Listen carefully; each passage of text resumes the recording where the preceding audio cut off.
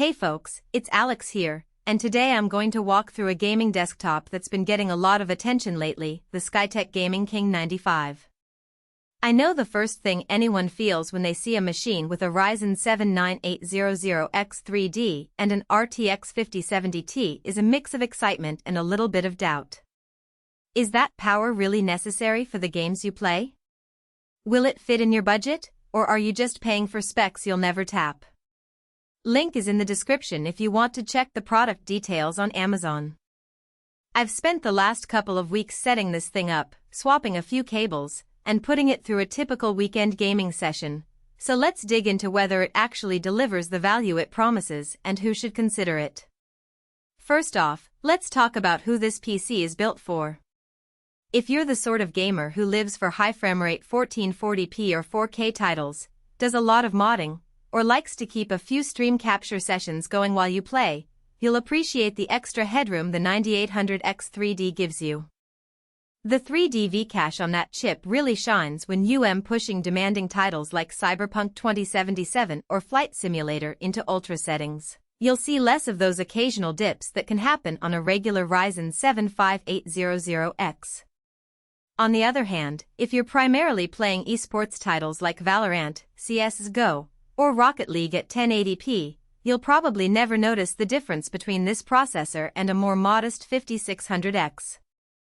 In that case, the money might be better spent on a better monitor or a higher refresh rate peripheral. Now, the RTX 5070 is a bit of a mystery because it's a newer thermist offering, but the 16GB of GDDR5 memory alone tells us that Skytech is targeting future-proofing. In practice, I ran a few games that are known to be GP-hungry. For example, I played Elden Ring at 1440p with ultra settings, and the frame count stayed comfortably above 70 frames per second, even with ray tracing toggled on. When I dropped the resolution to 1080p for a fast-paced shooter, I was consistently hitting 150 plus FPS, which means you can pair this rig with a 144Hz or even 240Hz monitor without hitting a ceiling. If your primary concern is having a system that can handle the next wave of graphical upgrades, this card checks that box. One area where the Skytech King 95 does a lot of work for you is cooling. The 360mm ARGB AIO comes pre-installed, and I was pleasantly surprised by how quiet it stayed under load. While the fans were spinning up when I ran a stress test with Furmark, the noise level never crossed the 38 dB mark. That's roughly the hum of a quiet office. For a machine with a high TDP CPU and a power-hungry GPU, that's impressive.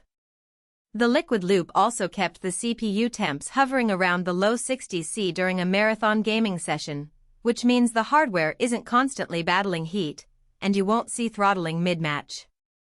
That said, there are a few trade-offs that come with packing this much power into a pre-built. The case is a fairly standard mid-tower with a tempered glass side panel, which looks nice but leaves little room for future upgrades. I tried to add a second 2TB SSD for additional storage, and the drive bays were already occupied by the existing 1TB Gen 4 NVMe and the power supply's cables. If you're the type who likes to tinker, you'll need to be comfortable rearranging wiring or possibly swapping out the PSU down the line. Speaking of the PSU, the 850W gold-rated unit is solid, but it's a non-modular design, so you'll have a bundle of extra cables behind the motherboard that could make airflow a bit tighter. Another practical consideration is the lack of any bloatware. Skytech shipped the system with a clean Windows 11 install, which is a big plus because you won't have to spend an hour uninstalling trial software.